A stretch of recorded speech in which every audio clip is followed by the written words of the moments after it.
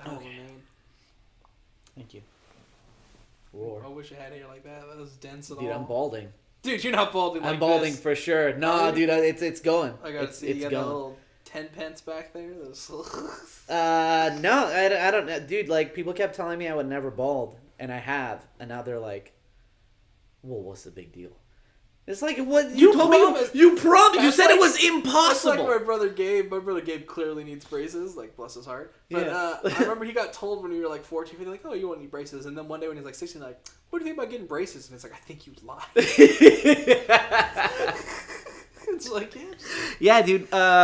When we were leaving Iran, we went like, we were in Tehran. There's another city called Esfahan. It's whatever. It's like New York, D.C. distance. I'm just making that up. I don't really know. But I had an uncle there, so when we visited, and he was a dentist, and he was like... he was the shame of the family. No, it's on my mom's side. Oh, okay. Everyone else is like a mechanic. So the dude was like, we could give you braces, or we could pull 8 of your teeth. And I was like, pull them. How old were you, 9? Yeah, I was 8. I was like, how long is it going to take to grow back? And he goes, when's your next birthday? Which I now know to be a red flag. Because it was like, it's in like 4 months. He was like, they'll all be back by then. I was chewing rice with my front teeth for like 3 years. Like, this took so long to grow back in. I don't know what my teeth were going to look like with braces. Or like if I didn't do anything. But I don't have great teeth. Like, they're pretty crowded. I got like a wisdom tooth growing out the side of my jaw. It's like not a lot of room. I don't know that it worked. But that's why he's a dentist in Iran. No, he's dead now. So the war got him? No. Just age. Yeah, that's the war I'm talking about. The long war. The Great War. I want to talk about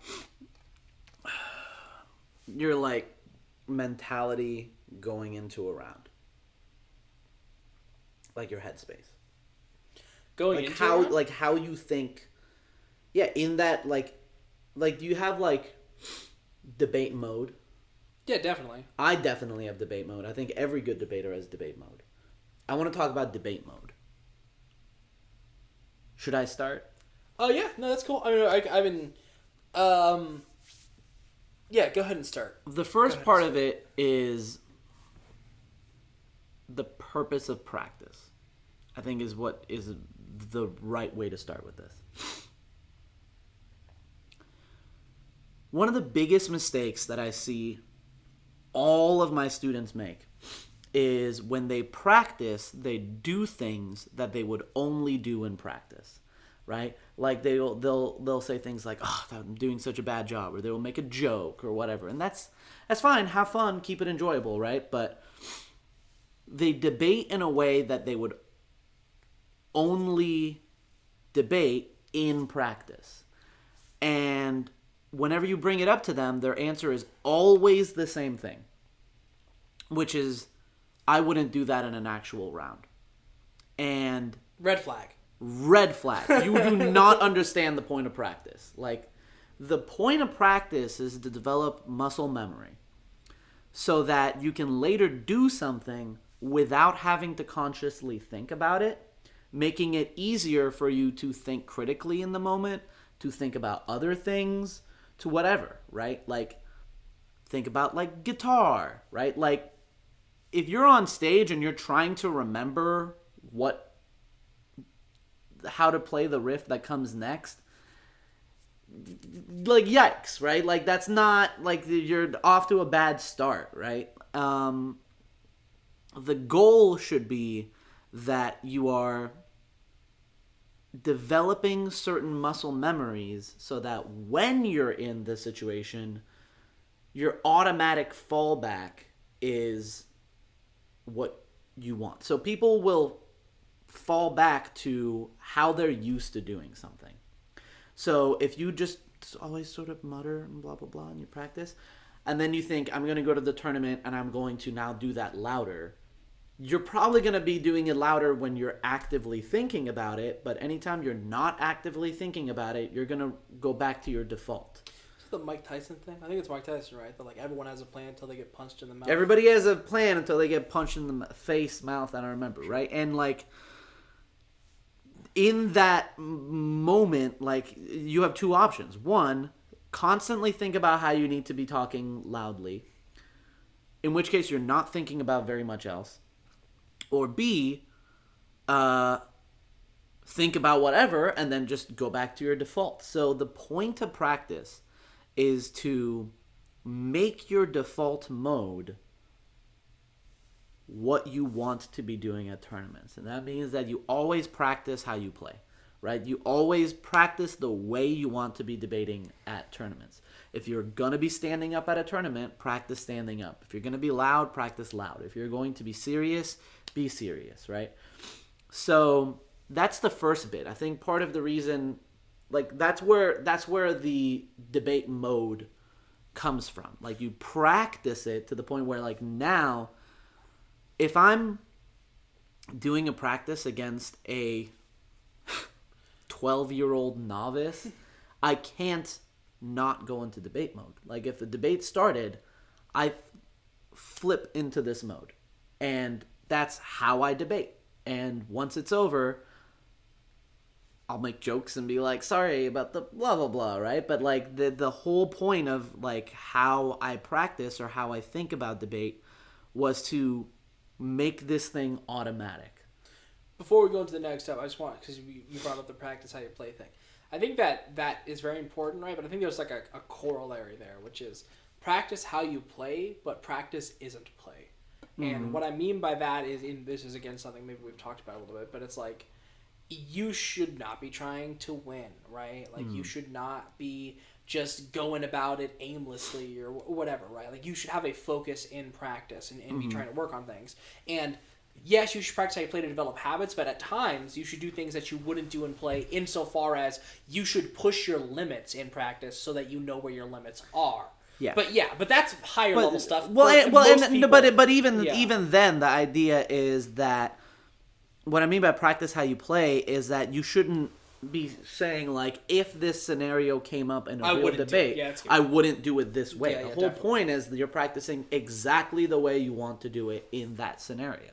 You're developing the muscle memory. That's what makes it practice. Exactly. Otherwise, you're just doing it poorly. So then comes the question of like, okay, what do you practice? Like in terms of mentality, right? I have a very specific character, right? Like, and that's how I like to talk to students about it. And I have this whole exercise that we've probably talked about, if you haven't seen it yourself. The Yuya thing. The Yuya thing. Where we like develop your character as a debater, like you would a character in a play, and then you decide this is the character you're always gonna play when you debate, and obviously it should be reflective of you, but it's a different version of you. And I think building it up as a character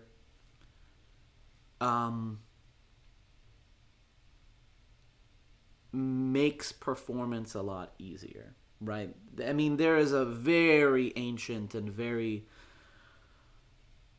rich and significant history behind like masks and performance and stuff like that, right? Like you put on a mask and it allows you to be a different person and allows you to do different things, right? And when you like hear about like musicians that have like rituals or particular ways they make their face or something, like they go through, and like the idea is that they've gone from being who they are to their persona. In fact, persona comes from the word person comes from persona, which comes from mask. My question before I go into what my character is like, what do you think makes a good debate character? Like what? Like if you were to like, here are the personality attributes of a good debater. Certainly, there's not one. It's not like a singular thing. But what does that always include in your mind? What does that never include in your mind?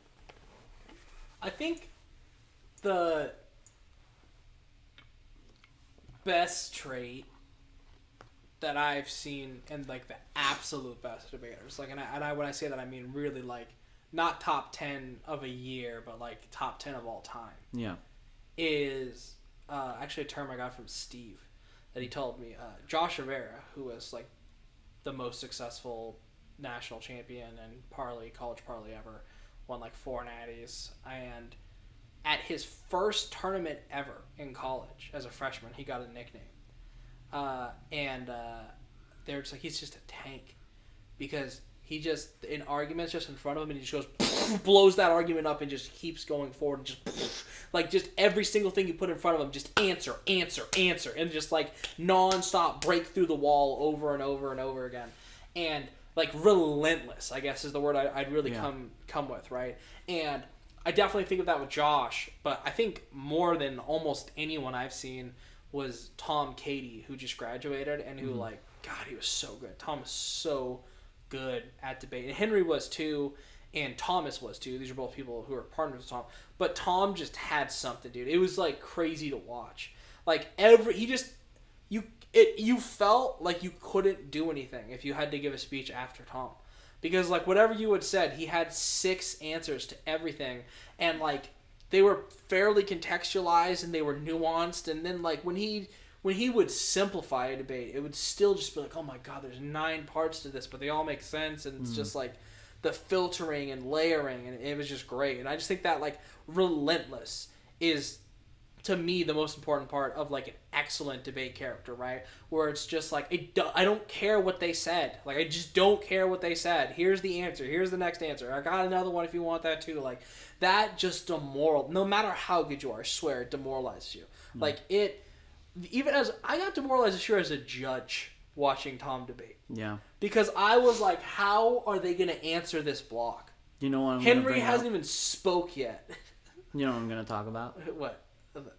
Which one? What movie am I about to bring up? What movie are you about to bring up? Rocky, man. Round 14? Round 14. No, that's what it's all about. Apollo Creed's soul. No. Well, exactly. Right? Like, kids at home and other adults, people watching, there's like 8 Rocky movies now. But when they made Rocky 1, there was only supposed to be 1 Rocky movie. So the only way to watch Rocky 1 is to just think that those things never happened. With that having been said, like, Rocky is one of the most amazing movies to watch for this context, because the idea is that he's not a good boxer. He's not a good boxer. He's just... The entire movie's about how this guy who's not a good boxer got into a ring with the best boxer in the world and just wouldn't fall down for 16 rounds. And 15 rounds, something like that. And when you watch it like that, the moralization in Apollo Creed is like palpable and incredibly inspiring, and like that's what the series was really about.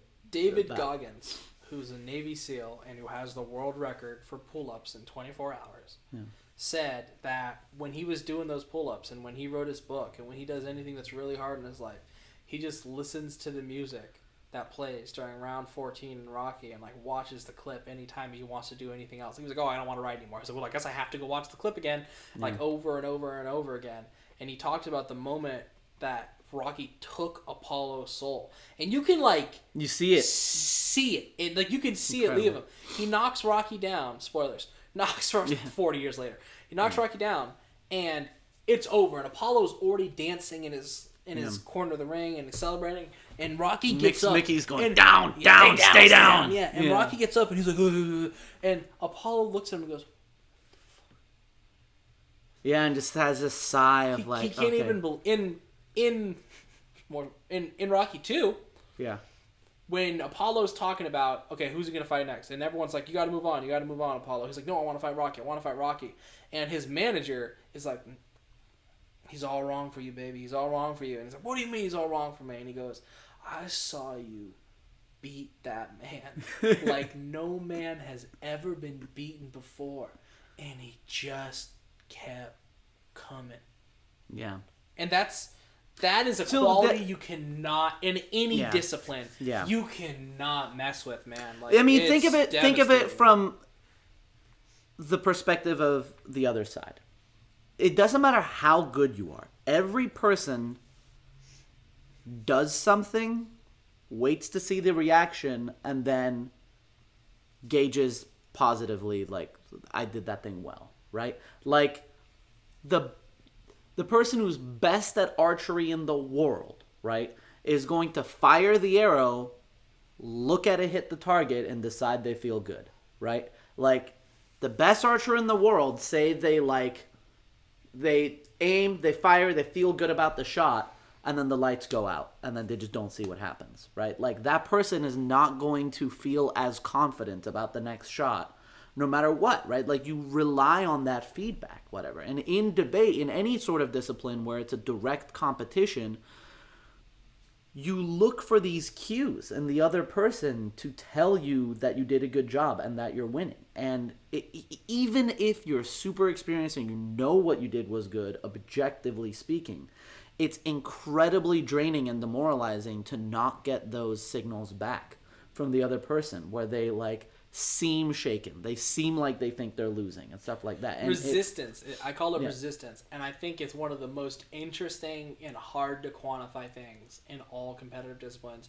And in debate, it's crazy because there's a lot of rounds you can watch of really good debaters. And you can watch those rounds. And sometimes, like, you honestly think, like, they weren't even that good. Or, like, I could have done that or whatever. But when you're in that room with them and the round is happening and, like, you just kind of feel the, I don't know, force, oral, whatever, like, they're exerting, the pressure. Yeah. Like, it's just like, what is going on? Like, what can you do? So demoralizing. Yeah. It's insane. And so, and so as a character, to bring it back. That's a great thing to bring up. It's really hard to teach.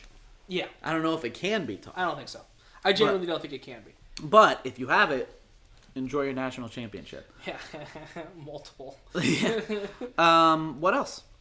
Or do you want me to go? Or like... No, I mean, I think that if you have one that's a good one, sure. But I think that the next thing is, I mean, I don't know how to describe that as a character trait, I guess.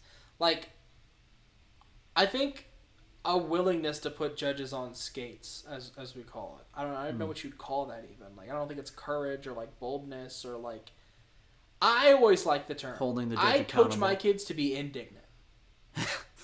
That's what I've always said. I coach them to be... I don't know that I would go for indignant, but okay, that's fine. I mean, yeah. But the question is for you, so go ahead. Yeah, I mean, for me, I think indignant really matters, right? Like, the philosophy I had, and I've said this to a lot of people over time, and I remember, I think one of the first times I really got into this discussion was actually with your kids when they were at Phiro Pi or were at State or something, right? And I can't remember if I was messaging Meredith or I was messaging Alan, but it was when they were debating together. And, like, they kept going. It might have even actually been Jing and Miranda. Like, it was forever ago. But, like, I just kept saying, because it was a phrase that was in my mind when I was at State back in the day. And it was just, no one has the right to beat you. Yeah. Like, no one deserves to beat you. Mm-hmm. No one, like, has been anointed to beat you.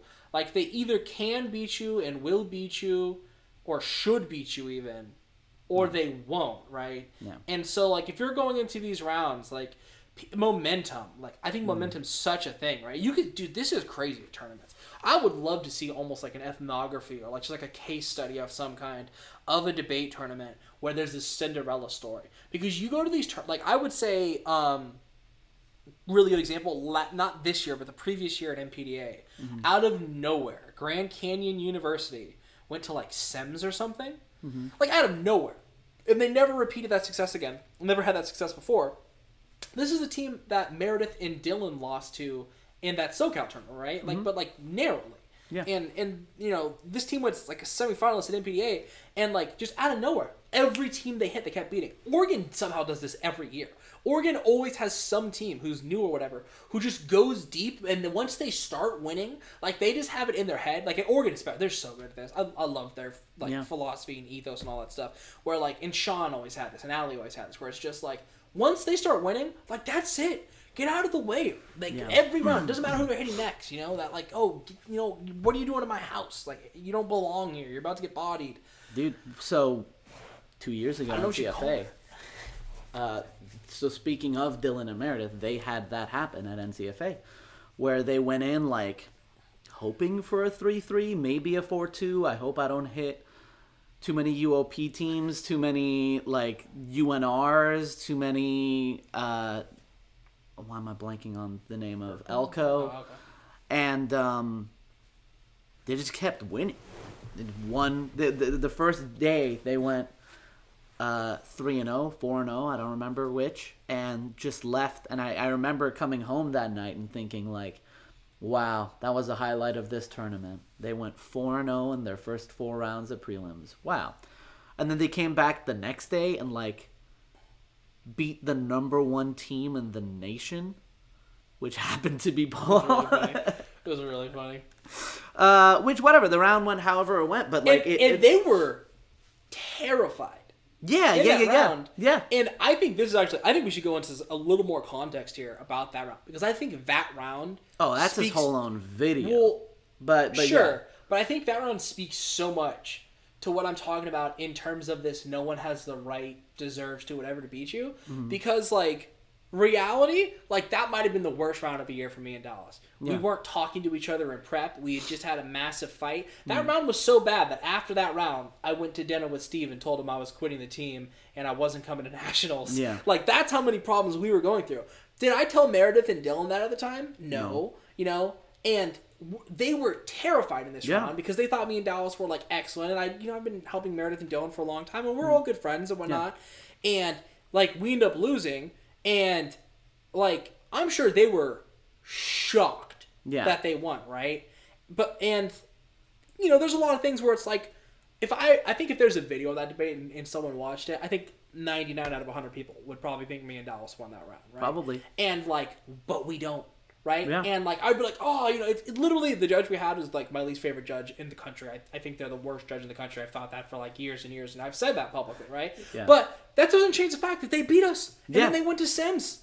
And it's possible, and we lost in, like, Ox, because we were still having problems, right? Like, that was just, that tournament was you caught the moment. Yeah. And I think that might have been... And every round after that, they're like, we beat Paul and Dallas. Like... Yo. Like, it can't be worse. Okay, like, UNR's C team, like, come on in. Like, at that point, like, it becomes, you know, it is that momentum.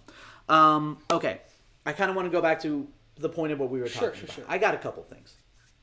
So I think the big thing is, yes, the debate persona is you never... Here's how I phrase it. You never give someone permission to vote you down.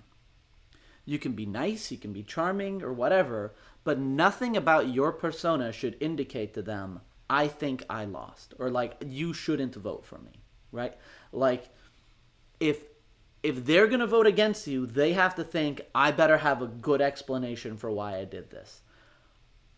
When I judge, 99% of the time, one team looks like they expect to lose. Losing. They accept losing. The other one doesn't look that way, and I'm like, well, if I was at all nervous about what choice I was going to make, I would just tell the ones that accepted defeat that they lost, and I don't need a good explanation for it because they think they lost, right? But when you never do that, either your opponents will or you force the judge to make a decision, and then it's a coin toss, and then you end up beating maybe the number 1 ranked team in the nation. Not that they even did like that convincing a job of that, right? But like, you don't stand a chance otherwise. So that's a huge part of it. Another part of it is, I think that for me and here's what I tell like the 11-year-olds I coach. I tell them to think of their opponent as a wounded animal. What's wrong with you? And you love this animal, you care about it, you had great memories together, but now for its own good, you have to kill it. You have to put it down. And I think that is the way to go about a debate.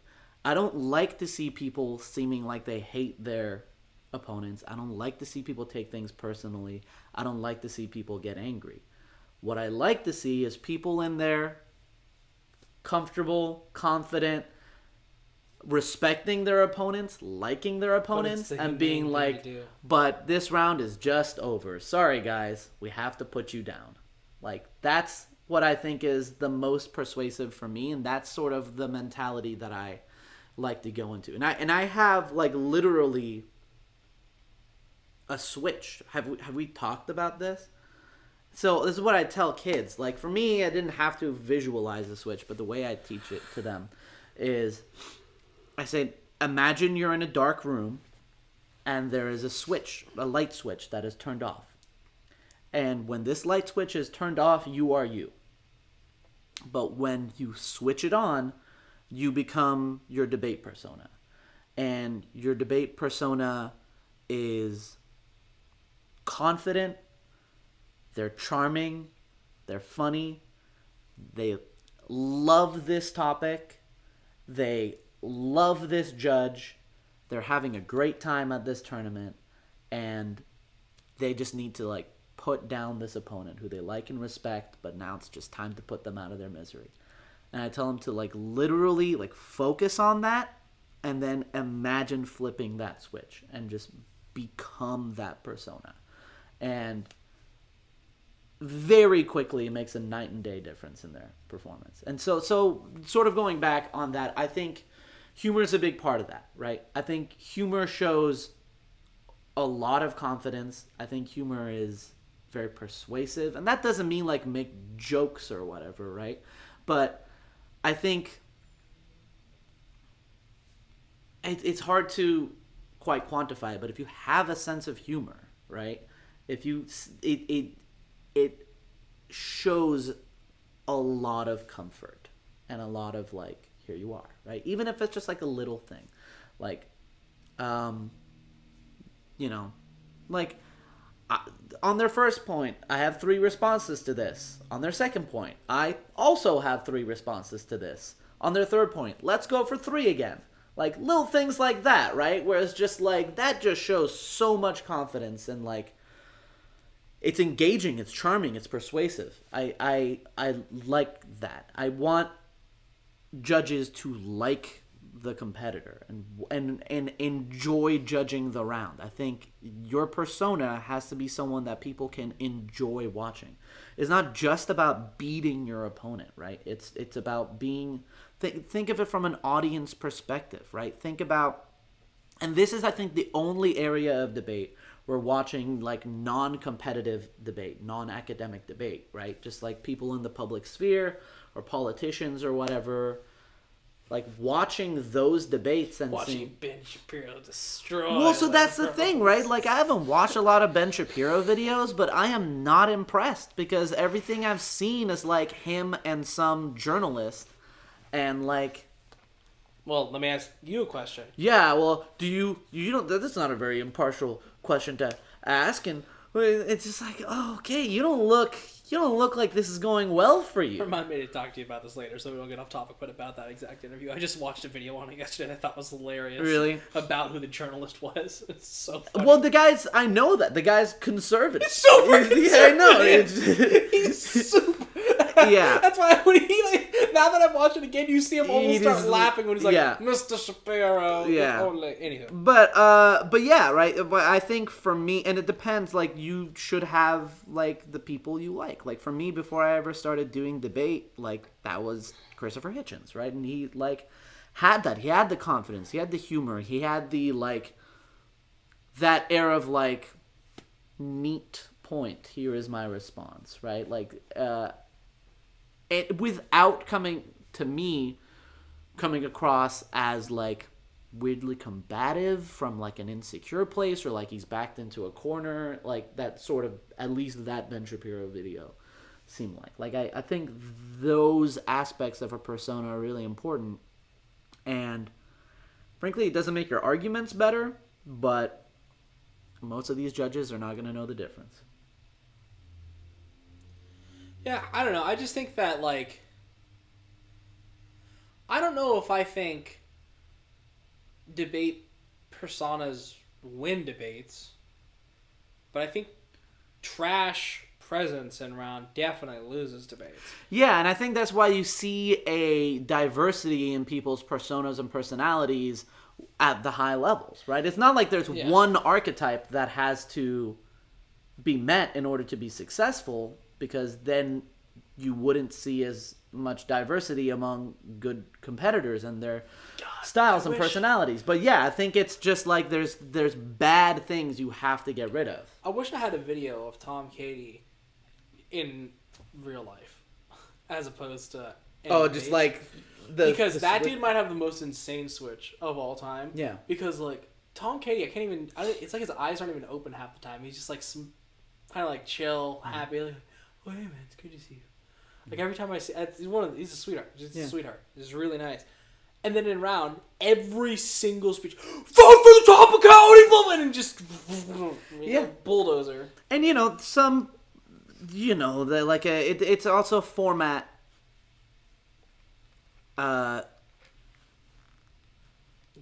Dependent, right? Where like the persona of a good policy debater is not the persona of a good public forum debater, right? But so like it's not like Tom Katie's persona would necessarily work in like Christian Forensic League or something. Well, and he knows that. Well, no, of course he knows because that. at GGO this year, when he was debating with a much newer partner in front of a lot of really late judges, he was super slow. Yeah, because it's controlled. Because it's something. If someone tried to clear him, people were just trying to clear him to be jerks at a certain point, and he would apologize and be like, "Oh, I'm so sorry. Let me say that." Yeah. Oh, my IPDA debate style is like night and day. Like when I debate against when I would debate against Jing, she'd be like, "What is this? What are you doing?" It's like, I don't know what you're talking about. Like, would you like the first question? That's a really good point. But like, it has to be intentional. It has to be thought out. And I think most people that I see debating like don't have any intent behind any of this. They haven't thought out what their persona is going to be for that round. Yeah,